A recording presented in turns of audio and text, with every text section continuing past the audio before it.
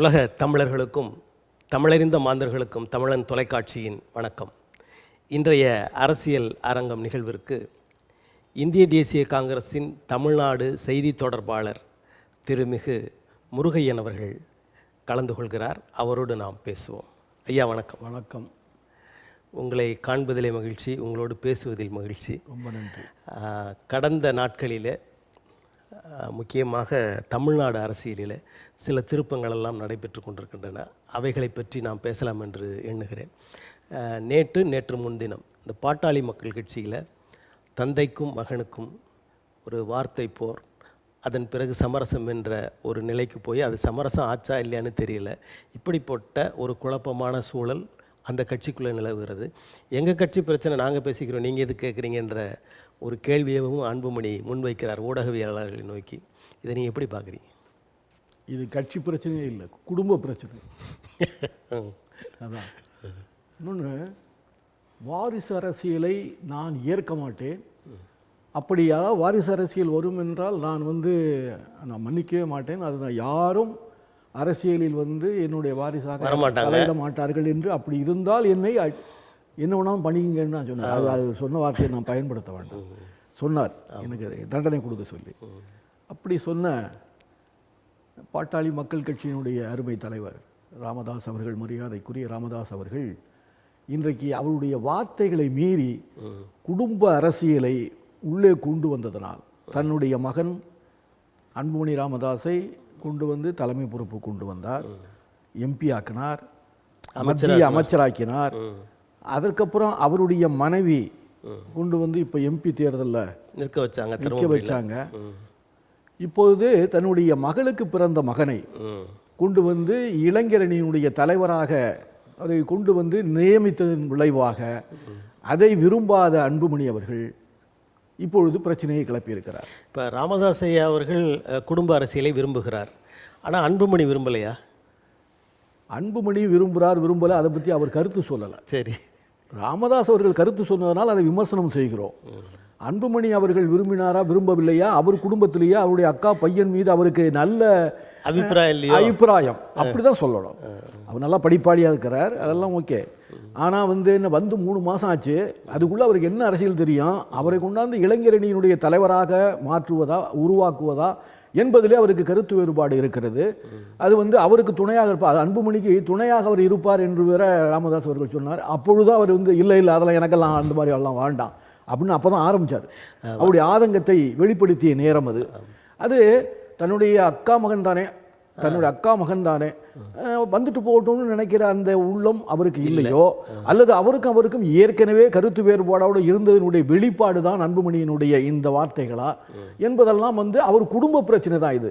இதன் வேற யாரையோ ஒருத்தரை கொண்டாந்து இளைஞரணி அமைப்பில் போட்டு அதை இவர் ஏற்றுக்காம அதை உள்ளுக்குள்ள கருத்து வேறுபாடு பேச போறதில்லை, அது கட்சி பிரச்சனை இருந்தால் கூடங்க. பொதுவாகவே அரசியல் கட்சி என்றாலே மக்களுக்கு தெரியாமல் எதுவும் இல்லை. அரசியல் கட்சி சொல்லி குடும்பத்துக்காக உருவாக்கப்பட்டதல்ல அரசியல் கட்சி. என்ன, அதுக்கு தான் அவர் பாட்டாளி மக்கள் கட்சின்னு பேர் வச்சார். முதல்ல அது வன்னிய சங்கமாக இருந்தது, அதுக்கு தலைவராக இருந்தார், மாநாடு நடத்தினார், இப்பெல்லாம் பேசினார். அதற்கப்புறம் அப்படி இருக்கக்கூடாது, நம்ம எல்லா மக்களுக்கும் பொதுவானவர்களாக இருக்க வேண்டும் என்று கருதி தான் எனக்கு பாட்டாளி மக்கள் கட்சி என்று பெயர் வைத்தார். நீ மக்களுக்காக ஒரு கட்சியை உருவாக்கிய பின்னால் நீங்கள் அதுக்கப்புறம் இது என் என்னுடைய கட்சி பிரச்சனை, உள்கட்சி பிரச்சனைன்னா அதையே நீ பப்ளிக்கில் பேசுனீங்க, எதுக்கு வீடியோ எடுக்க விட்டீங்க இல்லைங்களா? அதுவும் வீட்டுக்குள்ளே பேசிக்கணும். இது குடும்ப பிரச்சனை மாதிரிலாம் ஆகிப்போச்சு. இது தன்னுடைய அக்கா மகளுக்கும் மகனுக்கும் இவருக்கும் உள்ள உருவான ஒரு பிரச்சனையாக அவர் தன்னுடைய பேரனுக்கு கொடுத்த பதவியை மகன் ஏற்கவில்லை. அதானே இது இப்போ நம்ம குடும்பத்தில் நடந்தோம். என்ன சொல்லுவோம், ஒரு சொத்து தகராறுன்னா அக்கா தங்கச்சிக்கும் அண்ணன் தம்பிக்கு அக்கா தங்கச்சிக்கெல்லாம் இடையே ஒரு பிரச்சனை வரும்போது குடும்ப பிரச்சனை, அது சொத்து பிரச்சனை, இல்லை வேறு ஏதோ ஒரு நல்லது செய்ய வேண்டியதை செய்யவில்லை என்பது, மாமன் முறையை செய்யவில்லை என்று சண்டை போடுவது, இதெல்லாம் குடும்ப பிரச்சனை. இது அப்படி அல்ல. இந்த நாட்டுக்காக உருவாக்கப்பட்ட பாட்டாளி மக்கள் கட்சியினுடைய இளைஞரணி தலைவராக அவர் போட்டதை தலைவர் ஏற்றுக்கொள்ளவில்லை. தலைவருடைய ஆலோசனை இல்லாமல் இவர் நிறுவனர், அவர் தலைவரும் நிறுவனருமே கலந்து பேசி ஒருவரை போடுவதற்கான வாய்ப்பு இல்லைங்கும் போது அது எங்க ஜனநாயகம்? அங்கே எங்க மக்கள் கருத்தை மட்டும் இவங்க எப்படி எடுத்துக்குவாங்க? அவங்களுக்குள்ளேயே அந்த கருத்து வேற்றுமை இல்லை என்றால் அது எப்படி மக்கள் கருத்தை எல்லாம் எப்படி ஒரு உணர்ந்து கொள்வார்கள் என்பதுதான் நம்முடைய கேள்வி. அது என்ன இருந்தாலும் அந்த இயக்கம் நல்லபடியே வளரட்டும், நல்லபடியே வந்து இந்த மக்களுக்காக சேவை பண்ணட்டும். நீங்கள் டாக்டர் ராமதாஸ் அவர்களை பற்றி கருத்து கேட்டிங்கன்னா அவர் இந்த சமுதாய நல்லிணக்கத்திற்காக, சமுதாய நல்லிணக்கம்னு கிடையாது, இந்த சமுதாய வளர்ச்சிக்காக இடஒதுக்கீடு அது இதுன்னு சில பிரச்சனைகளில் வந்து சாதாரண மக்கள் வந்து நல்லா மேம்பட்டு வர வேண்டும் என்று போராடியவர் தான். அதுக்காக வந்து நிறைய தியாகங்கள் பண்ணியிருக்காங்க, நிறைய பேர் இறந்து போயிருக்காங்க, நிறைய பேர் அடிபட்டுருக்கிறாங்க, உதப்பட்டிருக்காங்க. அந்த அது வன்னிய சமுதாயத்துக்குன்னு சில போராட்டங்களை எல்லாம் கடுமையாக நடத்தியிருக்கிறார். பல பிரச்சனைகள்லாம் ரோட்டில் பஸ்ஸே ஓட விட மாட்டாங்க, லாரி ஓட விட மாட்டாங்க, அப்படியெல்லாம் நடந்திருக்கு. அது மாதிரிலாம் நடந்திருக்கு. அதனால் அவருடைய வரலாறு என்பது கொஞ்சம் நீண்ட வரலாறு தான். ஆனால் அந்த இயக்கம் வந்து எந்த அளவுக்கு அந்த அளவுக்கு அவர் எதிர்பார்த்த அளவுக்கு வளரவில்லை. அவர் எதிர்பார்த்தாலும் முதல்ல 5.6%, 6% வரைக்கும் அவருக்கு ஓட்டு வாங்கினாங்க. அதே மாதிரி தான் இப்போ இருக்கு. இல்லை, இப்போ வந்து அது 3.45, 4% அப்படி தானே வந்துருச்சு. அது வந்து மேலும் மேலும் வந்து வளர்வதற்கான வாய்ப்பு இல்லை. அவர் வந்து அரசியலில் வந்து அடிக்கடி மாற்றம் ஒன்றே மாறாது என்பது போல அது ராமதாஸ் வந்து பெரிய உதாரணம். ஏன்னா எந்த நேரத்தில் திமுக பக்கம் போவார், எந்த பக்கம் அண்ணா திமுக போவார், எப்போ பிஜேபிக்கு போவார், எப்போ காங்கிரஸ். எங்களுடைய காங்கிரஸ் கூட்டணிலான அவங்க மகன் வந்து 10 ஆண்டு காலம் சுகாதாரத்துறை அமைச்சராக இருந்தார். அப்போ காங்கிரஸ் நல்லா இருந்தது இல்லை. ஆனால் இப்பொழுது அவருக்கு பிஜேபி நல்லா இருக்குல்ல. இப்போ அன்புமணி ராமதாஸ் அவர்கள் கட்சிக்கு வந்தபோது இளைஞரணி தலைவராக வந்தார்.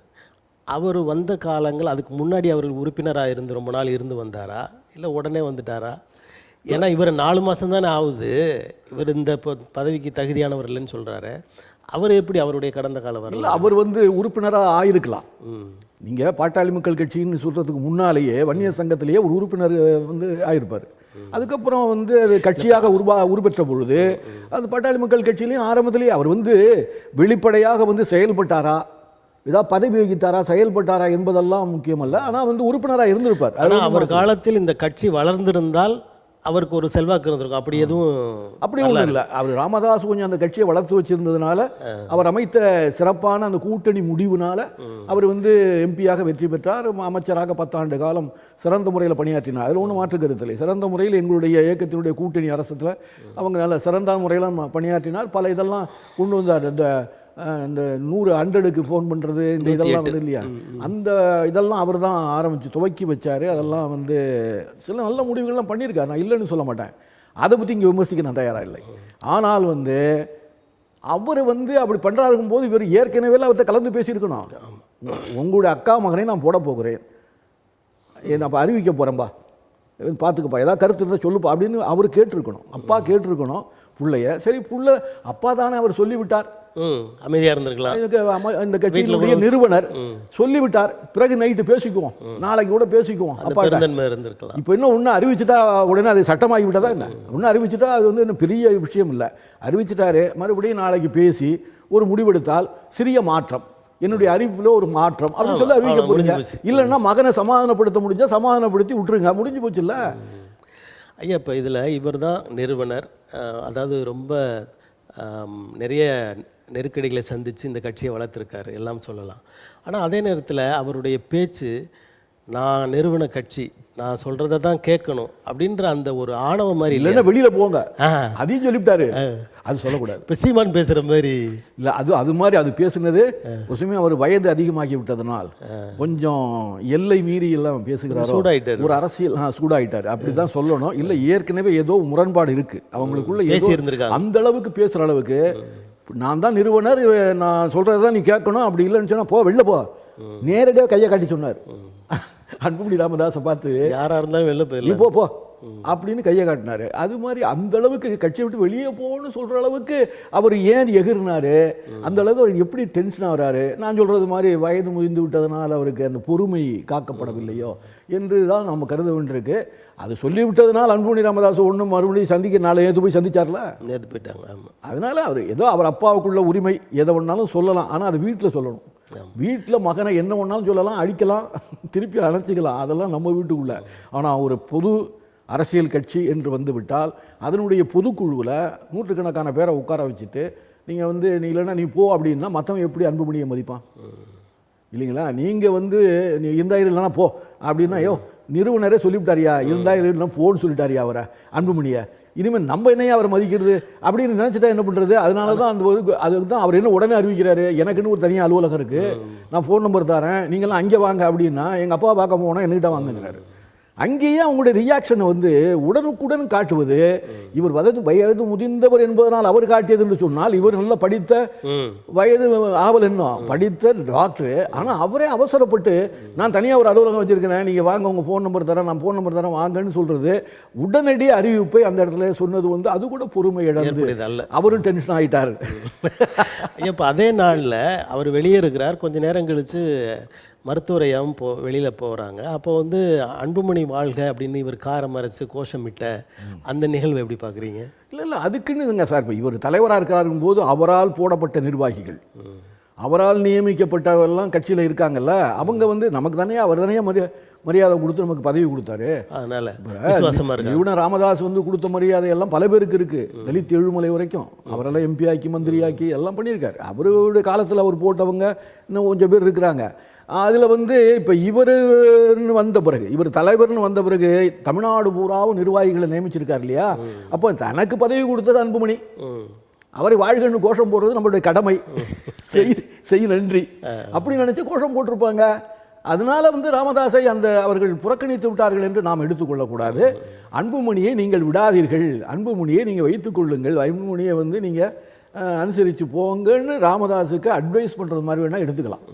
இப்போ இந்த நிகழ்வில் பல காலமாக அந்த கட்சியில் வளர்ச்சிக்காக கட்சியில் ஒவ்வொரு நிலையிலும் அவங்களுக்கு உதவிகரமாக இருந்த கோகாமணி அவர்களை ஒரு கௌரவ தலைவர் என்று மாற்றிவிட்டு தனது மகனுக்கு ஒரு தலைவர் என்ற பெரும் பொறுப்பை கொடுத்தது சரியானதுன்னு நினைக்கிறீங்களா? எல்லாமே வந்துங்க வாரிசு இரிசுன்னு எல்லாம் பேசிகிட்டு இருக்காங்க, எல்லா இடத்துலையும் அதான் நடந்துக்கிட்டு இருக்கு.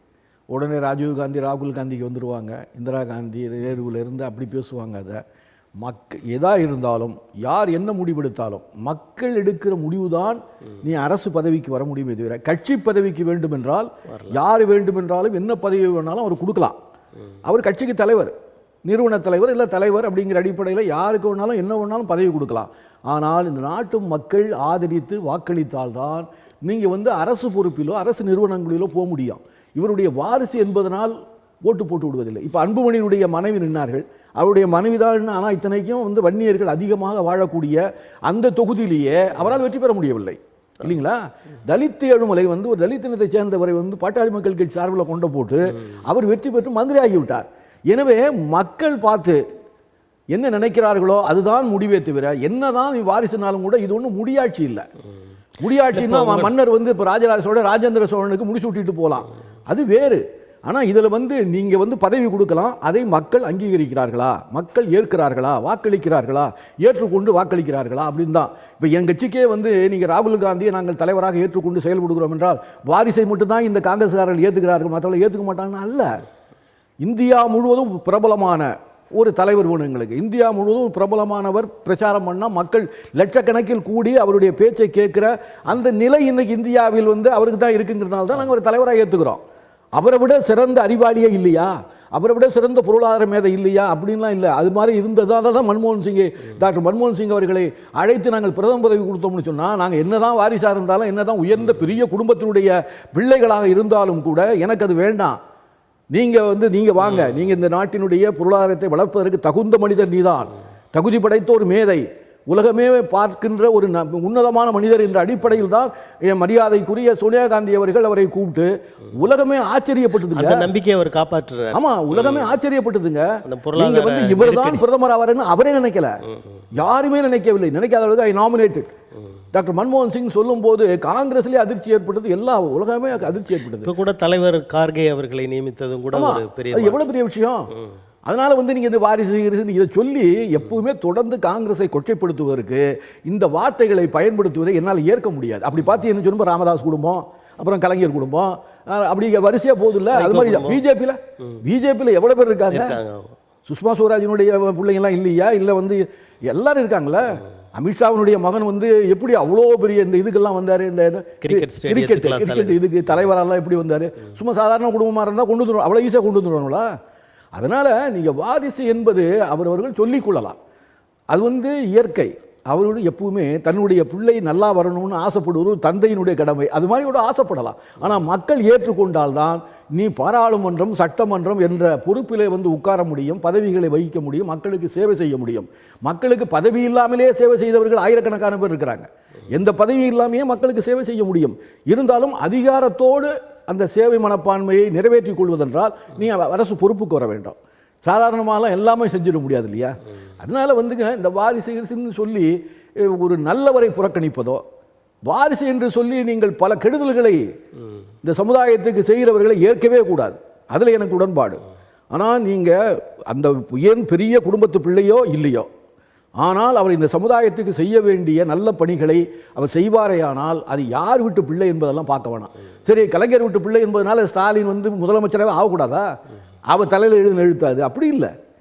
ஸ்டாலினுடைய பையனாக இருந்தாலும் கருணாநிதியுடைய பையனாக இருந்தாலும் அவர் இந்த சமுதாயத்துக்கு ஏதாவது பணியாற்றி இருந்தால், மக்கள் மனதை கவர்ந்திருந்தால் அவர்கள் நிச்சயமாக வெற்றி பெற்றலாம். அதுதான் அந்த வெற்றி பெற்றதுனால தான் அவரால் முதலமைச்சராக வந்து உட்கார முடியுது. அது இப்போ பாட்டாளி மக்கள் கட்சியில் அந்த கட்சியின் சார்பில் மேனாள் அமைச்சராக இருந்த மூர்த்தி அவர்களுடைய முகத்தையே காண முடியலையே. மூர்த்தி வந்து மந்திரியாக இருக்கும்போது மிக பிரமாதமெல்லாம் செயல்பட்டார். ஆமாம், மத்திய அமைச்சராக இருக்கும்போது நீங்கள் அந்த பொன்னுசாமி இவர் எல்லாம் வந்து எல்லாம் வந்து நல்லா ரயில்வே துறையெல்லாம் ரொம்ப டெவலப் பண்ணாங்க. புது புது ட்ரெயின்லாம் கொண்டு வந்தாங்க. அந்த ராணிப்பேட்டைக்கெல்லாம் புதிய ஸ்டாப்பிங் எல்லாம் உருவாக்குனாங்க. எல்லாம் பண்ணாங்க. அதெல்லாம் வேலு ரெண்டு பேரும் சேர்ந்து நான் பல மேடைகளில் நான் பேசியிருக்கிறேன். அன்புமணி ராமதாஸை பற்றி கூட அவர் எந்தெந்த வகையிலெல்லாம் பணியாற்றினார் என்று நான் பேசியிருக்கிறேன். இப்போ டிஆர் பால் இருக்காருன்னா டிஆர் பால் அவருடைய அமைச்சராக இருக்கும்போது என்னென்ன பண்ணாருன்னு நான் பேசியிருக்கிறேன். இங்கே இருக்கக்கூடிய மிகப்பெரிய பாலங்களுக்கெல்லாம் அவர் தான் காரணமாக அமைஞ்சார். அதாவது வேற்று கட்சியில் இருக்கிறவங்களாக இருந்தாலும் அவர் மக்கள் பணியாற்ற வேண்டும். எங்கள் கூட்டணியில் இருந்தாரோ இல்லையோ, அப்போ நீங்கள் வாஜ்பாயை எடுத்துங்க, எங்களுக்கு எதிரான அணியில் இருந்தாலும் கூட தங்க நாற்கர திட்டம் கொண்டு வந்தார்.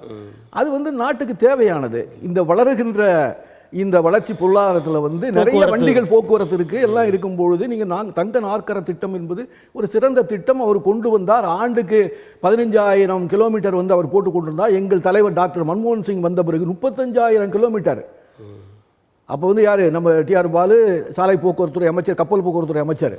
அதனால் வந்து ஆண்டுக்கு 35,000 கிலோமீட்டர் அவர் கொண்டு வந்தது வாஜ்பாய் என்று நாங்கள் நினைக்கவில்லை.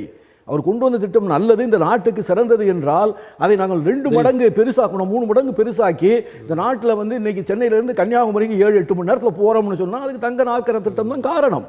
அதை உருவாக்கிய வாஜ்பாயும் நான் வந்து மறக்கவில்லை. அதை செயல்படுத்திய டாக்டர் மன்மோகன் சிங் அவர்களையும் மறக்கவில்லை. அதுதான் மனிதனுக்கு அழகு, அதுதான் இந்தியனுக்கு அழகு. அதை விட்டுட்டு நீங்கள் வந்து அது கொண்டு வந்தது யார்? இப்போ நீங்கள் வந்து இது இந்த பறக்கும் சாலை திட்டம் வச்சுக்கோங்க, மதுரவாயில் டு ஆர்பார் பறக்கும் சாலை திட்டம் அருமையான திட்டம். நீங்கள் பாருங்கள், பூந்தமல்லி ரோட்டில் வர முடியல, அவ்வளோ டிராஃபிக் இருக்குல்ல. நீங்கள் அதை வந்து இங்கே மடக்கி விட்டீங்கன்னா மதுரவாயிலில் வந்து ஆர்பாருக்கு போகிற வண்டி பூரா அதில் ஏறிச்சுன்னு வச்சுக்கோங்க, பாதி வண்டி குறைஞ்சிரும் இல்லைங்களா? அது எவ்வளோ சிறந்த திட்டம். அது கொண்டு வந்து எத்தனை வருஷம் ஆச்சு? 15 வருஷம் ஆச்சுங்க. 50,000 கோடியை வந்து கிட்டத்தட்ட செலவு பண்ணி அது நடுத்தூரில் நிற்கிது பாரு, மதுரவாயில் நிற்கிது பாருங்க, பெரிய பெரிய தூண் நிற்கிது. மக்களுடைய வரி பணத்தை எவ்வளோ விரயம் பண்ணி அது கொண்டு வந்தது காங்கிரஸ் ஆட்சி என்பதற்காக பிஜேபி ஆட்சி அதை கிடப்பிலே போட்டு இது வரைக்கும் இருக்குது. இப்பொழுதுக்கு அதை கண்டினியூ பண்ணுறதுன்னு சொன்னால் எவ்வளோ கேட்குறான்? 3 மடங்கு அதுக்கு வந்து இப்போ கான்ட்ராக்ட் கேட்குறான். அது யார் விட்டு பணம் இல்லைங்களா? அதுவல்ல கொண்டு வந்தது யார் என்று பார்க்காமல் நீங்கள் வந்து நல்ல திட்டமாக இருந்தால் அதை எந்த ஆட்சி வந்தாலும் அதை தொடர்ந்து செய்ய வேண்டும் என்பது தான் நம்மளுடைய வேண்டுகோள். அது போன்ற எண்ணங்கள் கொண்டவர்கள் ஆண்டவன் வந்து இந்த நாட்டினுடைய அரசு பொறுப்பில் அமர வைக்க வேண்டும். இப்போ பாட்டாளி மக்கள் கட்சியில் இப்படியான நிகழ்வுகள் நடக்கிறது. ஆனால் அந்த கட்சிக்கு ஒரு பெரும் தூணாக அடித்தளமாக விளங்கியவர் குரு அவர்கள், அதாவது வன்னியர் சங்கத்தில். ஆனால் அவரை பற்றி இல்லை அவரை முன்னிறுத்தி அந்த மாதிரியான செயல்பாடுகள் அந்த கட்சியில் காணுமே. அவர் இருக்கிற வரையில் மிக சிறப்பாக செயல்பட்டார். அவர் இறந்த பொழுது கூட ரொம்ப புகழோடு எல்லாம் பண்ணாங்க. எல்லாம் புகழோடு தான் அவரை அடக்கம் பண்ணாங்க, எல்லாம் செஞ்சாங்க. அவரை பற்றி பிரபலமாக எல்லாம் பேசுனாங்க. அதோடு முடிஞ்சு போச்சு. ஏன்னா அந்த பல்கலைக்கழகம் அந்த கல்லூரிகள்லாம் அவரால் தான் உருவானது. நல்ல மனிதர் தான், நல்ல அந்த கட்சிக்காக அரும்பாடுபட்டவர். ஆனால் வந்து அதை பற்றியெல்லாம் இப்போ எதுவும் பிரசங்கம் பண்ணுறதே இல்லை, பேசுகிறதே இல்லை. சரி, அப்படி ஒருத்தர் நம்ம கட்சிக்காக செயல்பட்டார், உயர்த்தினார், அவரோட வாரிசுகளை நம்ம கொண்டு வருவோன்ற மாதிரிலாம் இல்லை. அப்படிலாம் ஒன்றுமே தெரியல. நீங்கள் ஆண்டாண்டுக்கு வந்து அவருடைய நினைவு போட்டிருக்கின்ற அந்த விழா கூட நடக்குதான்னு தெரியலையே.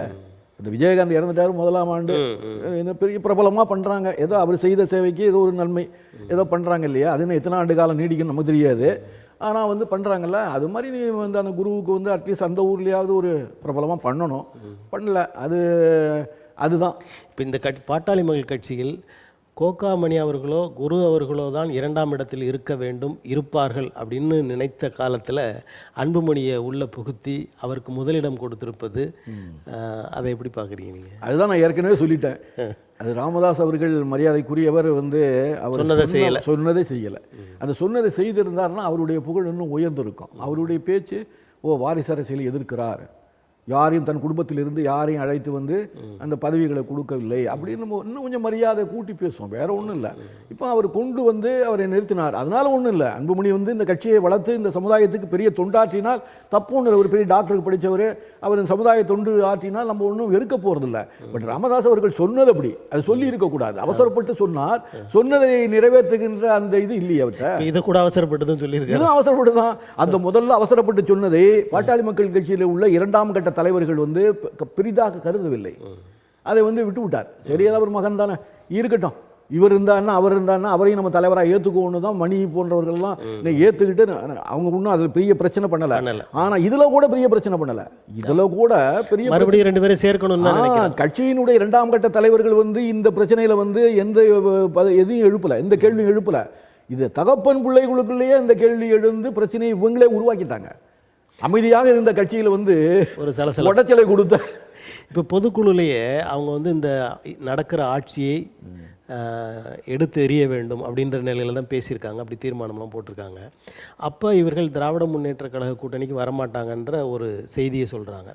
அதே நேரத்தில் இருக்கிற பாரதிய ஜனதா கட்சியில் இருந்தும் வெளியில் போகணும், அதிமுகவோட கூட்டணி வைக்கலான்ற ஒரு எண்ணம் மருத்துவருக்கு இருப்பதாகவும், அது கூடாது, பாரதிய ஜனதாவிலேயே நாம் இருக்க வேண்டும் அப்படின்னு அன்புமணி நினைப்பதாகவும் ஒரு பேச்சு அடிபடுது.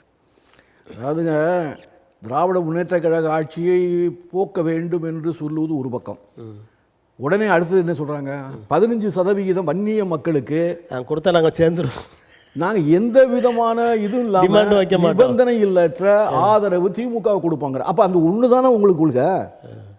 ஏங்க, ஒரு 15% வந்து வன்னிய மக்களுக்கு மட்டும், தமிழ்நாடு மக்கள் தான் மக்கள் இல்லையா, தமிழ்நாட்டில் உள்ள 7-8 கோடி மக்களுக்கு வந்து எதையும் எதிர்பார்க்கல. அந்த வன்னிய மக்களுக்கு 15% கொடுத்து விட்டால் எந்த நிபந்தனையும் இல்லாமல் உடனே வந்து ஸ்டாலின் மிகப்பெரிய தலைவராகிறாரு, உதயநிதி ஸ்டாலின் அதை விட பெரிய தலைவராகிறாரு, உங்களுக்கு நீங்கள் உடனே அவங்க தொடர்ந்து நீடிப்பதற்கு நீங்கள் வந்து வாக்களிப்பீர்கள் என்று நீங்கள் சொல்கிறது, ஆனால் ஆதரவளிப்போன்னு சொல்கிறது, இது என்ன முரண்பட்ட கருத்து? இது அப்படி இருக்கக்கூடாது சார். ஒரு அரசு வந்து 8 கோடி மக்களுக்கும் அவர் முதலமைச்சர், 8 கோடி மக்களுக்குமான நல்ல திட்டங்களை நீங்கள் கொண்டு வாருங்கள், உங்களை ஆதரிக்கிறோம் என்று சொல்லுங்கள். அதில் இது ஒன்றா இருக்கலாம். வன்னிய மக்களுக்கு நீங்கள் ஒரு 15% இடஒதுக்கீடு கொடுங்கள். இன்னும் எத்தனையோ கோரிக்கை இருக்குது இல்லையா, தமிழ்நாட்டு மக்களுக்கு எத்தனையோ கோரிக்கை இருக்குது, அந்த கோரிக்கையெல்லாம் நிறைவேற்றுங்க. என்னென்ன கோரிக்கை ஒரு 10 தான் போடுங்க, பட்டியல் போடுங்க. இந்த 10 கோரிக்கைகளும் நீங்கள் நிறைவேற்றுவது என்று ஒப்புக்கொண்டால், உடன்பட்டால், நான் உங்களுக்கு நிபந்தனையற்ற ஆதரவு கொடுக்குறேன் என்று சொன்னால் அதில் ஒரு அர்த்தம் இருக்குது. நீங்கள் ஒரே ஒரு இது 15 நீங்கள் வந்து அவங்களை அழிச்சிருவேன், அவங்களை துரத்திடுவேன், இனிமேல் ஸ்டாலினே வரக்கூடாது முதலமைச்சரான்னு சொல்லி ஒரு பக்கம் பேசிவிட்டு 15% அவங்களுக்கு கொடுத்துவிட்டா வந்து நாங்கள் நிபந்தனையற்ற ஆதரவுன்னா தமிழக மக்கள் எப்படி இங்கே அவங்க ஆதரிப்பாங்க? அதனால தான் தென் மாவட்ட மக்கள் எல்லாம் புறக்கணிக்கிறாங்க. ஐயா, இப்போ தந்தை ஒரு பக்கம், மகன் ஒரு பக்கம், கட்சிக்குள்ள அப்படி இருந்தாலும் கூட கூட்டணி விஷயத்தில் அந்த மாதிரி இருக்கிறாங்க. இவர் ஒன்று சொல்கிறாரு, அவர் ஒன்று சொல்கிறாருன்னு எல்லாரும் பேசிக்கிறாங்க. இப்போ 2026 அந்த கட்சி எந்த கூட்டணியில் சேரும்? அது கடைசி நாள் வரைக்கும் சொல்ல முடியாதுன்னு சொல்லுவீங்க. ஆமாம், இல்லை, கடந்த காலத்தில் வந்து டாக்டர் ராமதாஸ் அவர்கள் பல்வேறுபட்ட மாறுபட்ட முடிவுகள் எடுத்தாலும் கூட அரசியலில் 2-3 தடவை அவங்க வந்து கிட்டத்தட்ட ஒரு 17-18 பேர் எம்எல்ஏக்களாக வருவதற்கான வாய்ப்பு, எம்பிக்களாக வருவதற்கான வாய்ப்பு, டெல்லியில் மந்திரி ஆகிறதுக்கான வாய்ப்பு, இவ்வளவும் அவர் உருவாக்கி கொடுத்துருக்கிறார். அவருடைய தலைமையில் உருவாக்கி கொடுத்துருக்கார். இப்போ இவர் தலைவராக வந்த பிறகு இவர் வந்து என்ன பண்ணார், இப்போ வந்து பாஜகவோடு 2024 பாராளுமன்ற தேர்தலில் பாஜகவோடு கூட்டு சேர்ந்தார். ஒரு இடம் கூட ஜெயிக்க முடியல, ஒரு பார்லிமெண்ட் தொகுதியோடு ஜெயிக்க முடியல. சரி, இவர் ராஜ்யசபாவில் இருக்கார் எம்பியா, சரி அந்த மந்திரி பதவியாவது அவன் கொடுப்பான்னு பார்த்தா அதுவும் இல்லை. இங்கே ஒரு 7-8 பேர் எம்பியாக வந்து பிஜேபிக்காரன் 4-5 பேர் எம்பியாக வந்திருந்தா அந்த நன்றிக்காக வேண்டி அவருக்கு ஒரு மந்திரி ஆக்கி கொடுத்துருப்பாரு. ஆனால் இங்கே உன்னோட சேர்ந்து ஒன்றும் பிரயோஜனம் இல்லை, ஏடிஎம்கேட சேர்ந்து ஒன்றும் பிரயோஜனம் இல்லைங்கும் போது, ஒரு எம்பி கூட ஜெயிக்க முடியலைங்கும் போது இவருக்கு மந்திரி ஆகணும்னு என்னையா இருக்குது நமக்கு கடமை அப்படின்னு தான் அவங்க நினைக்கிறாங்க. விட்டுட்டாங்க. ஏடிஎம்கே தான் ஆக்குனிச்சு அவர் எம்பியா. ஆனால் அவர் வந்து இப்போ அதை விட்டுட்டு பிஜேபி பக்கம் போய் சேர்ந்தார். இதனால் எந்த பலனும் இல்லை. நீ எடுக்கிற முடிவு நான் வேண்டாம் என்று சொன்னேன். நீ வந்து அவர்களோட பிஜேபியோட போகிறதுனால வந்து எந்த வெற்றியும் கிடைக்காது. அதை விட அதிமுக போனாலாவது 1-2 இடத்துலையாவது வெற்றிக்கான ஒரு வாய்ப்பு இருக்கும். ஜெயிக்கிறதாங்களோ இல்லையோ வெற்றிக்கான வாய்ப்பு இருக்கும். நீங்கள் அந்த வாய்ப்பே இழந்துட்டீங்களா? நீ எடுத்த முடிவு சரியான முடிவு இல்லைங்கிறது தான் சண்டையை. அவங்க 2 பேருக்குள்ள நடந்த தகராறே அதுதான் ஆரம்பமே. அதனால் அந்த முடிவை தொடர்ந்து இந்த சட்டமன்ற தேர்தலில் 2026 சட்டமன்ற தேர்தலில் நீங்கள் எடுத்தியா என்றால் நீங்கள் வந்து பெரிய பாதிப்பை நாம் சந்திக்க வேண்டியிருக்கோம். அதை விட வந்து ஒன்று அதிமுக அவரோட சேர்ந்து இன்னும் ஒரு 2-3 கட்சிகள் ஒன்றா சேர்ந்துன்னா ஒரு கால் சில இடங்களில் ஒரு 10 இடமாவது ஜெயிக்கிறதுக்கான வாய்ப்பு இருக்கலாம்னு நம்புகிறார் ராமதாஸ் அவர்கள். அப்படி இல்லைன்னா விடுதலை சிறுத்தைகள் கட்சி சப்போஸ் வெளியில் போனால், அவர் போகிறதில்ல, ஒரு கால் கூட்டணிக்கு வரலாம். திமுகவில் எதையோ ஒரு கோரிக்கை வச்சு நாங்கள் இதை ஏற்றுக்கிறது மாதிரி சொல்ல வச்சு அப்போதே அவங்க சொன்னோம், அவர் ஏற்றுக்கிட்டாரு, எனவே நாங்கள் திமுகவோட சேர்க்கிறோம், கூட்டணி சேர்ந்துன்னு சேருவார். அப்படி சேர்ந்தாருன்னா நிச்சயமாக 10 எம்எல்ஏ வந்துடுவாங்க. இப்போ நீங்கள் பேசும்போது முன்னாடி சொன்னீங்க இந்த 15 விழுக்காடு வன்னியர்களுக்கு கொடுத்து விட்டால் அவங்களுக்கு ஆதரவு தருவோம். ஆனால் இவர்கள் வந்து வன்னியர் சங்கம் என்பதை மறைத்து, அதாவது அது வேண்டாம் எல்லாருக்குமான ஒரு கட்சியாக இருக்கணும் அப்படின்னு சொல்லி தான் பாட்டாளி மக்கள் கட்சின்னு ஒன்று தொடங்கினாங்க. ஆனால் பாட்டாளி மக்கள் கட்சியாக தொடங்கி அதில் எல்லா சாதியினரும் இருக்கிற போது இந்த 15 விழுக்காடு வன்னியர்களுக்கு மட்டும்தான்ற ஒரு கோரிக்கை, அது வந்து சரியான கோரிக்கையா? அதை வந்து ராமதாஸ் ஐயா கூட சொல்லலை, இவர் அன்புமணி தான் சொல்லியிருக்காரு. இல்லை, அதாவது நீங்கள் அரசியல் கட்சியாக துவங்கும் போது ஒரு ஜாதியின் பேரால் நீங்க வன்னிய கட்சின்னு தொடங்க முடியாது. அது வந்து அங்கே ஏற்றுக்கொள்ளப்படுமாங்கிறது ஒரு கேள்வி இருந்தது. அதனாலதான் இவங்க பாட்டாளி மக்கள் கட்சின்னா அது என்னமோ தொழிலாளர்களுக்காக உருவாக்கப்படுற ஒரு கட்சி மாதிரி அதை உருவகப்படுத்தி பதிவு செய்து, அதனால வந்து அதுல வந்து வேற ஜாதியை சேர்ந்தவர்களும் வந்தார்கள். இவங்க இணைத்துக்கிட்டாங்க. ஆமா, தலித் ஏழுமலை வந்து எம்பி ஆகி மந்திரியானா இல்லையா? அதனால வந்து அதுக்கு ஒரு வாய்ப்பு இருக்கு, எல்லா மக்களுடைய ஆதரவையும் பெற முடியுமா என்ற ஒரு முயற்சி எடுத்தார். ஆனா அவங்களுடைய வேடம் எப்பப்போ கலகுது தெரியுமா? அப்பப்போ வந்து வன்னியர் சங்க மாநாடு, அப்பப்போ அவங்க வேடம் கலைந்து விடுகிறது. என்னதான் வந்து நீங்க வெளியில வந்து வேற வேஷம் போட்டாலும் அவருடைய உள்ளுக்குள்ள இருக்கக்கூடிய மனதில் இருக்கக்கூடிய சிந்தனை அந்த வன்னிய சங்கத்தை பற்றி தான் அவருடைய நினைவு பூராமல் இருக்கு. அதனுடைய வெளிப்பாடு தான் இந்த மாதிரி வந்து திமுகவுக்கு நீங்கள் 15% இடஒதுக்கீடு கொடுங்க, நாங்கள் நிபந்தனை ஆதரவை திமுகவுக்கு கொடுக்க ரெடின்னு சொல்றதெல்லாம் அவருடைய மனதினுடைய கோட்பாடு தான். ஏன்னா அதிமுக முன்னே இருந்த அளவுக்கு பலமான கட்சியாக இருந்துன்னு சொன்னால் நம்புவாங்க அவங்கள. இப்போ வந்து அதிமுக வந்து ஓட்டு சரிந்து 40ங்கிறதுலேருந்து 20% வந்துட்டு அதை நம்பி நம்ம வந்து எந்த கோரிக்கை வச்சாலும் அவங்க ஒன்றும் செய்ய போகிறதும் இல்லை, அவங்க ஆட்சிக்கு வர்றதுக்கான வாய்ப்பு இருக்காங்கிறதுல மிகப்பெரிய சந்தேகம் வந்து ராமதாஸுக்கு இருக்குது. அதனால தான் இப்போ இருக்கிறது திமுக தான் கொஞ்சம் பலமாக இருக்குது, ஆட்சியில் இருக்குது, அவங்களே எப்படியாவது பிடிச்சிக்கலாமா? நம்ம இப்படி சொன்னோம்னா நம்மள்ட்ட 6% ஓட்டு இருக்குது, இந்த சதவீத ஓட்டுகள் கிடைக்கும் என்று திமுக ஆசைப்பட்டு நம்பி ஒரு கால விடுதலை சிறுத்தைகள் நான் அடிக்கடி அவங்க ஏதோ பிரச்சனை 1-2 பண்ணிட்டு இருக்காங்க இல்லையா, 1-2 அவங்க உரிமை குரலை கிளப்பி கொண்டிருக்கிறார்கள். அந்த உரிமை குரலை கிளப்புறதை வச்சு நீ போறனா போ, எப்படி போய் சொன்னார் பாருங்க, அவசரப்பட்டு ஸ்டாலின் வந்து நீ போறனா போ, நான் பாட்டாளி மக்கள் கட்சி கூப்பிட்டுக்கிறேன்னு சொல்லிடுவாரோன்னு தான் இவங்க வந்து ஒரு வலை விரிக்கிறார்கள். அதுதான் காரணம். இப்போ நீங்கள் பண்ண திருமாவளவன் இல்லைன்னா பாட்டாளி மக்கள் கட்சி இன்னமும் தொய்ந்து நிச்சயம் திமுக கூட்டணியோட போனவங்க தானங்க. 2006 போலியா, 18 இடங்களில் ஜெயிக்கலையா, நாங்கள் 35 இடத்துல ஜெயிக்கலையா, நீங்கள் வந்து ஆதரவு நிபந்தனையற்ற ஆதரவு திமுகவுக்கு அப்போ கொடுக்கலையா? கலைஞர் அவர்கள் வந்து மைனாரிட்டி கவர்மெண்ட்னு சொல்லப்பட்டது இல்லைப்பா, 96 இடங்களில் ஜெயிச்சு 5 ஆண்டு காலம் தொடர்ந்து ஆட்சி நடத்துவதற்கு யார் முதல் கோடிட்டது? ராமதாஸ் அவர்கள் தான். நாங்கள் நிபந்தனையற்ற ஆதரவுனார். நாங்கள் கூட மந்திரி சபையில் இடம் கேட்டோம், காங்கிரஸ் மந்திரி சபையில் இடம் கேட்டு கோரிக்கை வைத்தோம். டெல்லியில் போய் கோரிக்கை வைக்கும்போது எங்கள் தலைவர் தான் என்ன பண்ணாங்க, நீங்கள் பாண்டிச்சேரியில் வந்து நீங்கள் உங்களுக்கு மந்திரி பதவி கிடையாது, தமிழ்நாட்டில் காங்கிரஸுக்கு மந்திரி பதவி கிடையாதுன்னு ஏதோ ஒரு அது சின்ன ஊருக்கும் தமிழ்நாட்டுக்கும் என்னங்க சம்பந்தம்? ஒரே ஒரு எம்பி தொகுதி உள்ள பார்லிமெண்ட் இதுக்கும் பாண்டிச்சேரிக்கும் 39 தொகுதி உள்ள தமிழ்நாட்டுக்கு இணை ஒரே ஒரு இணையாக நினைத்து வார்த்தை சித்தர் போட்டு அதை டெல்லியை மயக்கிட்டாரு. டெல்லியில் வந்து ஒரு வார்த்தையில் அவங்க மயங்கி விட்டாங்க, என்னமோ தெரியாமல் அது ஒரு மாநிலம் இது ஒரு மாநிலம் நினைத்து அதிலே மயங்கி நம்ம அருமை தலைவர் சோனியா காந்தி அவர்கள் சரி போங்கப்பா அதெல்லாம் ஒன்று மந்திரி பதவி ஒன்று வேணாம், நீங்கள் ஆதரவு கொடுங்க, நம்ம தலைவர் தான் அப்படின்னு சொல்லி எங்களுக்கு சமாதானப்படுத்தினாங்க. நானே அந்த கோரிக்கை வச்சவன், முதல் கோரிக்கை வைத்து நான் பேட்டி கொடுத்தவன் நான் தான். நாங்கள் வந்து 67 எந்தவித மந்திரி பதவியும் அனுபவிக்காமல் காங்கிரஸ் பேரியக்கம் பல கட்சிகளுக்கு மாறி மாறி ஆதரவு கொடுத்து கொண்டிருக்கிறது. இந்த தடவை அதற்கான வாய்ப்பு வந்திருக்கிறது. எனவே எங்களுடைய காமராஜ் தொண்டர்கள் ஒரு 2-3 பேருக்காவது மரியாதைக்குரிய டாக்டர் கலைஞர் அவர்கள் அமைச்சர் பதவி கொடுத்து எங்களை எல்லாம் சந்தோஷப்படுத்துவார் என்று நம்புகிறேன். அதனால் வந்து அந்த சிந்தனைக்கு அவர் போக வேண்டும் என்று நான் விரும்புகிறேன்.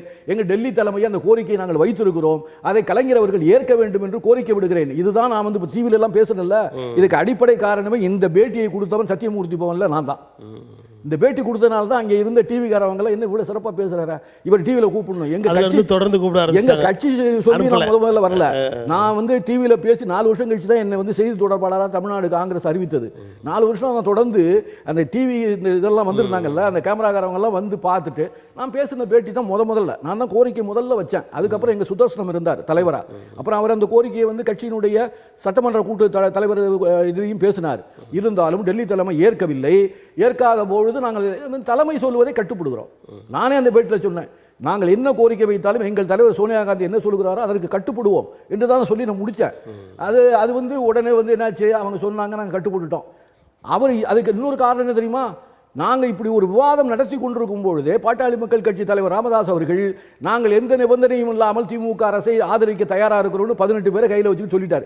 அந்த 18 பேர் ஆதரித்தாலே அதில் வந்து ஒரு இது வந்துருது, மெஜாரிட்டி வந்துருது. ஏன்னா 96+18 பாருங்க. இப்போ எப்பாவது அமைச்சர் பதவி கொடுத்துடலாமோ அப்படின்னு நினைச்ச கலைஞர் கூட கொடுக்க வேண்டாம், அவருக்கு ஆதரிச்சுட்டாங்க. ஐயா முடிஞ்சு போச்சு, என்ன 2-3 சுயேட்சைகளை சேர்த்து 117 வந்துருது போதியா அப்படின்னு நினைச்சிருவாருன்னு தான் கடைசியில் என்ன பண்ணாங்க, நாங்கள் 2 பேருமே ஒத்து 5 ஆண்டு காலம் மைனாரிட்டி கவர்மெண்ட்னு நம்ம ஜெயலலிதா எவ்வளவு கிண்டல் பண்ணிட்டு இருந்தாங்க. இருந்தாலும் 5 ஆண்டு காலம் ஒரு நிறைவான ஆட்சியை நாங்கள் கொடுக்க வைத்தோம் இல்லையா.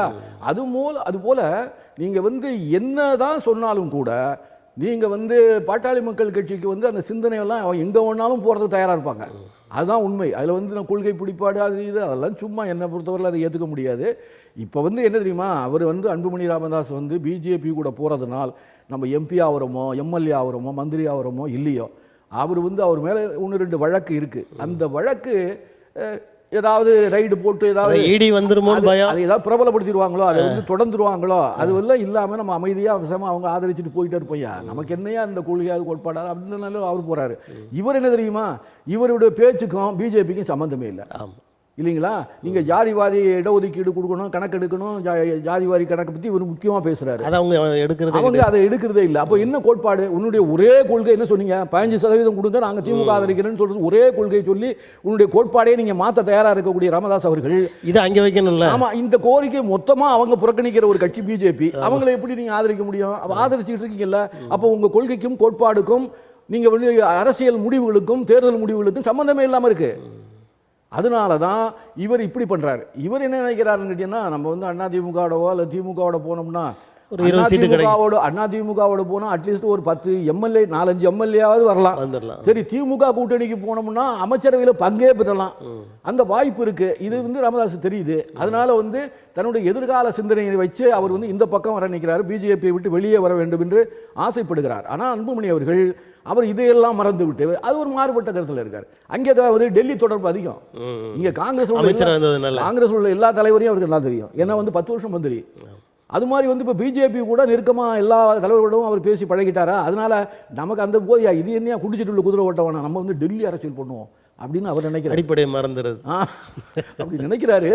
இதில் வந்து எது சாத்தியம் என்று போக தான் தெரியும். இன்னும் 1 வருஷம் இருக்குது, இன்னும் 15 மாதம் இருக்குது. அது உள்ள எந்த முடிவு எப்போ வரும் யாருக்கு தெரியாது. இப்போ நீங்கள் வன்னியர் சங்கம் மூலமாக உருவான பாட்டாளி மக்கள் கட்சி வன்னியர்களுக்காகத்தான் பண்ணது. எப்படி சொன்னாலும், அதாவது பொதுக்கட்சியாக நினைத்தாலும் கூட அது வன்னியர் சுற்றி கொண்டு தான் இருக்கிறது அப்படின்னு சொல்கிறீங்க. அதே நிலையில் தானே விடுதலை சிறுத்தைகள் இருந்தது. ஆமாம், இரண்டுக்கும் பெரிய வேறுபாடு இல்லைன்னு தானே சார். நீ இதுவங்க பாட்டாளி மக்கள் கட்சி ஆரம்பித்து இவங்களுடைய இதை குலப்பெருமையை பேச ஆரம்பித்தோன்னு தான் அவங்க இவங்களுக்கு எதிராக, ஏன்னா பல கலவரங்கள் நடந்தது அந்த மத்திய மாவட்டங்கள், வடக்கு மாவட்டங்களில் மத்திய மாவட்டங்கள்லாம் பல கலவரங்கள், பல பிரச்சனைகள், நிறைய ஜாதிவாரி கலவரங்கள் நிறைய நடந்த பொழுதுதான் தங்கள் மக்களை பாதுகாக்க வேண்டும் என்ற சிந்தனையோடு திருமாவளவன் அவர்கள் விடுதலை சிறுத்தைகள் கட்சின்னு அது ஒன்று அவர் தொடங்கினார். அப்படின்னா இவங்களை எதிர்த்து அவர் தொடங்கும் பொழுது அப்படி தான் இருக்கும். அது வந்து தலித்து மக்களுக்காக தொடங்கப்பட்ட இயக்கம் தான். இருந்தாலும் கூட இப்போ இவர்கள் எப்படி இது ஒரு பொதுவான இயக்கம்னு சொன்னதுனால தலித் எழுமலை உட்பட எப்படி இந்த கட்சிக்குள்ளே வந்தாங்களோ அது மாதிரி அவரும் வந்து பொதுவான கட்சி, பாலாஜி இந்த மாதிரி எல்லாம் உள்ள இருக்காங்க. ஆமா, அப்படிங்கும்போது பல பேர் அதுல வந்து அதுலயும் சேர்ந்து அதுலயும் பதவி வகிக்கிறாங்க. இன்னும் சொல்ல போனா வந்து தலித் மக்களும் தமிழ்நாடு பூராவும் பறந்து விரிந்து கிடக்கிற ஒரு இது. நீங்க வன்னிய சமுதாயமாவது கிட்டத்தட்ட வடக்கு மாவட்டங்களும் மத்திய மாவட்டங்களும் தான், மாயவரம் வரைக்கும் இருக்கு, கும்பகோணம் வரைக்கும் இருக்கு. கும்பகோணம் தாண்டிட்டீங்கன்னா அந்த பக்கம் கன்னியாகுமரி வரைக்கும் அது அங்க ஒன்று இங்க ஒன்று தான் இருக்கும். 1000 ஓட்டு 2000 ஓட்டுக்கு மேலே வாங்க முடியாது. எங்கள் ஊரெல்லாம் தஞ்சாவூரெல்லாம் வாங்க முடியாது. அதனால வந்து வன்னியர் இது அப்படிங்கும்போது இது தலித் அப்படி இல்லை. தலித் வந்து தமிழ்நாடு புறம் பறந்து விரிந்து கிடக்கக்கூடிய ஓட்டு வங்கி. அதனால வந்து அவர் எல்லாரையும் சமந்தான் எனக்கு அப்படின்னு அவர் சொல்றாரு. அதெல்லாம் அரசியல், அது ஒரு பண்பாடு. அந்த பண்பு இருக்கணும். நீங்கள் ரொம்ப ஆழ்ந்து அவங்க கூட நீங்கள் ஒட்டி போகாட்டியும் கூட ஒரு பறந்து விரிந்த சிந்தனையாவது இருக்கணும். எல்லா மக்களும் சமம். நீங்கள் வந்து எங்களை மதிங்கன்னு சொல்லி தானே நீங்கள் கட்சி ஆரம்பிக்கிறீங்க. அப்போ நான் உங்களை மதிக்கணும்னு நீ என்ன மதிக்கணும்ல? அப்போ அந்த சிந்தனையாவது இருக்கணும்ல. எனக்கு எல்லா மக்களும் ஒன்று தான், அனைத்து மக்களையும் மனிதர்களாக மதிக்கிறேன், எல்லோரையும் வந்து சமமாக. பாட்டாளி மக்கள் கட்சி தலைமையை விட விடுதலை சிறுத்தைகள் கட்சியின் தலைமை எல்லோரையும் அரவணைத்து போகிறதுன்னு சொல்லாமா? அதற்கு என்ன காரணம்னு கேட்டிங்கன்னா, இந்த சமுதாயங்களிலிருந்து மிகவும் பின்தங்கி தாழ்ந்து கிடக்கிற சமுதாயம் தாழ்த்தப்பட்ட சமுதாயம். அதனால் அவர்கள் வந்து ரொம்ப எதிர்பார்க்குற அளவுக்கு வெற்றி அடைய முடியறதில்லை. இத்தனை வருஷம் ஆச்சு கட்சி ஆரம்பித்து, என்னென்னமோ நம்ம பண்ணி பார்த்தாலும் இன்னமும் வந்து பல மாவட்டங்களில் இன்னமும் வந்து கோயிலுக்குள்ளே போகாத, இன்னமும் வந்து நீங்கள் என்ன சுடுற இடத்துல இந்த சாவு செத்து போச்சுன்னா என்ன அடக்கம் செய்கிற இடத்துல நீங்கள் அடக்கம் பண்ணக்கூடாது, தனி சுடுகாடு, தனி குளம் எல்லாம் இன்னமும் இருந்துக்கிட்டு இருக்கு இல்லையா? அதனால் வந்து இது ரொம்ப மிகப்பெரிய தூரத்தை கடக்க வேண்டியது. ஏன்னா பல நூற்றாண்டுகள் கடந்து விட்ட ஒரு பாதிப்பு அது. அந்த பாதிப்பிலிருந்து இப்போ ஒரு 50 ஆண்டு காலத்தில் வந்து அவ்வளவு எளிதாக போய்விட முடியாது. அதனால் நீங்கள் வந்து இதெல்லாம் வந்து பெருந்தலைவர் காமராஜர் வந்து காங்கிரஸ் கட்சியெல்லாம் வந்து பெரிய உயர்ஜாதி கட்சியெல்லாம் சொல்கிறது உண்டு. ஆனால் இல்லை, பெருந்தலைவர் காமராஜர் தான் துவங்கி வச்சார். ஒரு தலித்தை கொண்டு வந்து இந்து அறநிலைத்துறை அமைச்சராக்கி புரட்சி செய்தவர். உண்மையான புரட்சியாளர்னால் பெருந்தலைவர் காமராஜர் தான், இல்லைங்களா? ஒரு தலித்தை கொண்டு வந்து என்ன பண்ணுறாரு, இந்து அறநிலைத்துறை அமைச்சராக்கி கோயிலுக்குள்ளே போகக்கூடாதுன்னு சொன்ன ஒரு சமுதாயத்திலேருந்து ஒருத்தரை நீ வந்து கிரீடம் சூட்டி மாலை போட்டு எல்லா ட்ரஸ்டிங்களும் உயர்ஜாதி வகுப்பு ட்ரஸ்டிங்களெல்லாம் வாங்க அப்படின்னு சொல்லி அழைச்சி கொண்டு போய் மரியாதை கொடுக்குற இடத்தை உருவாக்கியது பெருந்தலைவர் காமராஜ் அவர்கள். அது மாதிரி இப்போ அது மாதிரி வந்து நீங்கள் ஏழை பங்காள் கக்கன் அவர்கள் இந்த இந்திய நாட்டினுடைய போலீஸ், தமிழ்நாட்டினுடைய போலீஸ் மந்திரியா ஒரு உயர்ந்த பொறுப்புல எல்லாம் உட்கார வச்சு பெரிய அதை பண்ணவர். அப்பவே ஆரம்பிச்சிட்டார் அவர். அதுக்கு பிறகு அந்த காவல்துறையை எல்லாம் முதலமைச்சரே வச்சுக்கிறாங்க. ஆமாம் இல்லை, அதுதான். அதனால தான் பெருந்தலைவர் காமராஜரை ஒப்பிடுவதற்கு தலைவர்களே இல்லை. இந்தியாவிலேயே என்னை பொறுத்தவரையில் அவர் வந்துங்க எப்போ எந்த காலம் 1954 என்பது மிகவும் இந்த தீண்டாமை வெகுவாக இருந்த நேரம். அந்த நேரத்தில் எவ்வளவு தைரியம் இருந்தால், இந்த மாதிரி புரட்சிகரமான சிந்தனை வந்து அவர் வந்து இது மாதிரி எல்லாம் பண்ணியிருப்பார் அப்படின்னு சொன்னால், அது மாதிரிலாம் பண்ணால் நம்மளை உடனே முதலமைச்சர் பதவியிலும் தூக்கிடுவாங்கன்னு கூட பயந்துருப்பாங்க சார், இல்லைங்களா? எப்போ வந்து நீங்கள் குருகுல வாழ்க்கையை பற்றி பேசின காலம், மரியாதைக்குரிய ராஜகோபாலாச்சாரியார் வந்து 6000 பள்ளிக்கூடங்களை மூடிய காலம், இல்லைங்களா? பாதி நேரம் படிங்க, பாதி நேரம் போய் குலத்தொழில் என்னவோ பாரு, தச்ச வேலையை பாரு, கொல்ல வேலையை பாரு சொன்னவர் தானே.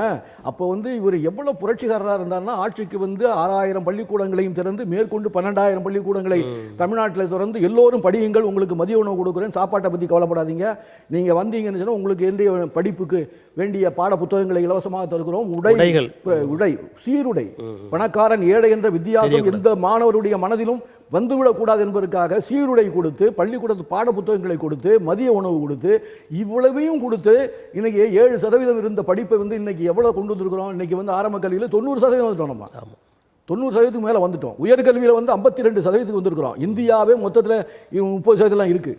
இனிமேல் நான் இன்னும் 20 வருஷம் கழித்து 50% கொண்டு வர போகிறேன்னு மோடி அவர்கள் பேசி கொண்டிருக்கிறார். நம்ம இப்போவே தமிழ்நாட்டில் 52% உயர்கல்வியில் நாம் வந்திருக்கிறோம் இல்லையா? இதுக்கு அடிக்கல் போட்டியது யார்? வித்திட்டது யார்? ஒவ்வொரு கிராமத்துக்கும் நீங்கள் வந்து ஆரம்ப கல்வி, ஒரு 3 கிலோமீட்டருக்கு வந்து உயர்கல்வி, உயர்நிலைப் பள்ளி, இது மாதிரிலாம் பிளான் பண்ணி அதுக்குன்னு எவ்வளோ பெரிய சாதனைகளை வந்து பெருந்தலைவர் காமராஜ் உருவாக்கி இருக்கிறார். அதனுடைய விளைவு தான் சார் இன்றைக்கி தமிழ்நாட்டு அவர் போட்டார். அது தொழில்துறையாக இருக்கட்டும், கல்வித்துறையாக இருக்கட்டும், சுகாதாரத்துறையாக இருக்கட்டும், எல்லாத்துக்குமே அவர் போட்ட அடி வித்து தான் இன்றைக்கு மரமாக வளர்ந்து இன்றைக்கு சிறப்பாக தமிழ்நாடு பல வகையில் வந்து விருது பெறுகிறது, பல வகையில் வந்து உயர்ந்து நிற்கிறது என்றால் அதற்கெல்லாம் பெருந்தலைவர் காமராஜ் போட்ட விதைதான் என்பதை இந்த நாடு மறக்கக்கூடாது. மறந்தால் நன்றி கெட்ட நாடாக மாறிவிடும்.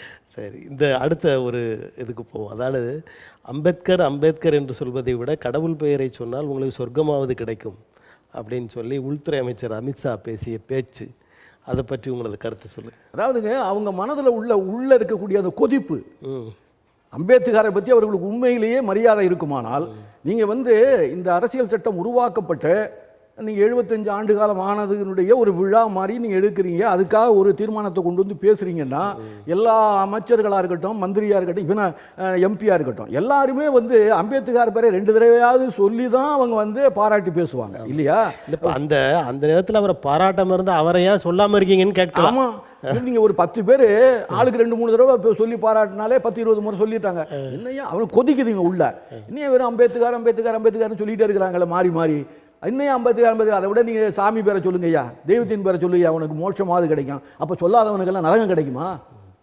இது எவ்வளோ பெரிய கொச்சைப்படுத்துகிற வேலை இது. ஒரு உள்துறை மந்திரி, இந்த நாட்டினுடைய ஒரு முக்கியமான பொறுப்பில் இருக்கிறவர் அது மாதிரி பேசலாமா?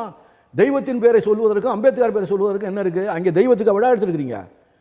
75 ஆண்டு காலம் சட்டம் ஏற்றுறதுக்கு நீங்கள் பாராட்டு நடத்தும் போது அம்பேத்கர் பேர் தான், அங்கே தெய்வம் அம்பேத்கர் தான். ஆமாம், அவர் பேரை சொல்லுவதில் என்ன தவறு இருக்கிறது? அதை பொறுத்து கொள்ள முடியாமல் என்னையா அம்பேத்கர் அம்பேத்கர் அம்பேத்கர் அப்படின்னு சொல்லி இவரே 4-5 முறை சொல்லிட்டாரு. எப்படி அவர் அறியாமல் சொல்ல வைத்து விட்டோம். அவரே 5 முறை அம்பேத்கர் அம்பேத்கர், என்னையா அம்பேத்கர் அம்பேத்கர் பேர் சொல்கிற, சாமி பேரை சொல்லியா உனக்கு சொர்க்கம் கிடைக்கும். அப்போ சொல்லாதவங்களாம் நரகமா? அப்போ நீங்கள் நரகத்துக்கு போக ரெடியாக இருக்கீங்களா? என்ன அர்த்தத்தில் அவர் சொன்னாருன்னு தெரியல. ரொம்ப அவசரப்பட்டு வார்த்தைகளை கொட்டி விட்டார். இப்போ அது தொடர்ந்து நடந்த போராட்டங்கள் எல்லாம் இந்த சாரங்கி என்பவர், ஒரிசாவை சேர்ந்த எம்பி அமைச்சராக இருக்கிறவர் ராகுல் காந்தி அவரால் தான் நான் கீழே விழுந்து எனக்கு காயம் ஏற்பட்டது அப்படிலாம் அதெல்லாம் இந்த பிரசங்கம் வேகமாக போய்கிட்டு இருக்கு. அம்பேத்கர் பெயரை சொல்லி கேவலப்படுத்தி விட்டார் நம்மளுடைய அமித்ஷா அப்படின்னு சொல்லி பெரிய பிரசங்கம் இந்தியா முழுவதும் போராட்டம் நடந்துகிட்டு இருக்கும்போது அதை மாற்றணும், அதுல இருந்து ஏதாவது டேர்ன் பண்ணணும், ஏதாவது திருப்பி விடணும். சார் இவர் பார்லிமெண்ட்டுக்குள்ள போறாரு சார், இனி ஏன் தடுக்கிற? அங்க பிஜேபி எம்பி 20 பேருக்கு என்ன வேலை? இவர் பார்லிமெண்ட் எதிர்கட்சி தலைவர் சார், இவர் போகும்பொழுது பந்தோபஸ்தோட தானே போறாரு. நீங்க பத்திரமா அழிச்சு கொண்டு உட்கார வைக்கிறதுல உன் வேலை, அரசனுடைய கடமை. நீங்க அவர் போகும்போது ஒரு 20 பேர் எம்பிக்கள் அங்கே கூடியிருந்து அவரை மறைக்க வேண்டிய அவசியம் என்ன?